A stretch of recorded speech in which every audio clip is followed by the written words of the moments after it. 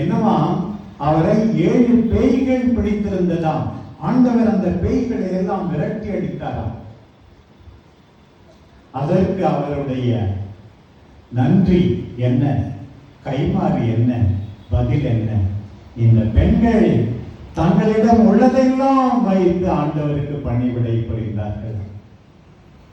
பிரியமான வெளிவிழா காண்கின்ற என்னுடைய அன்பார்ந்த அருள் பணியாளர் தம்பிகளே, ஆண்டவர் நம்மை தேர்ந்தெடுத்தார், நமக்கு ஒரு தகுதியை கொடுத்தார்.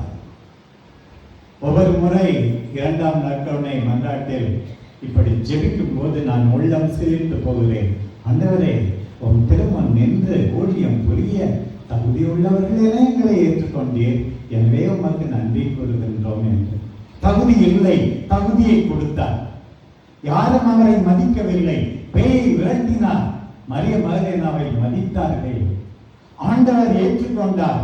ஏற்றுக்கொள்ளப்பட்ட அருள் பணியாளர்கள் இவர்கள் எல்லாம். எனக்கும் எந்த தகுதியும் இல்லை, ஆண்டவர் ஏற்றுக்கொண்டார். நாம் செய்ய வேண்டியது என்ன?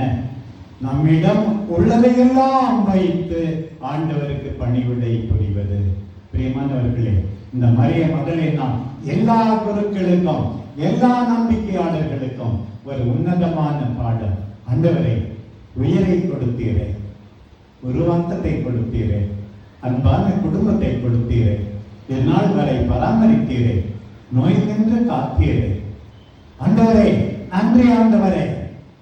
என் உயிரை வைத்து, என் திறமைகளை வைத்து, எனக்கு உள்ளதையெல்லாம் வைத்து உமக்கு பணிவிடை புரிவேன் ஆண்டவரே என்று நாம் எல்லாரும் மரிய மகதலேனாவை பின்பற்ற வேண்டும்.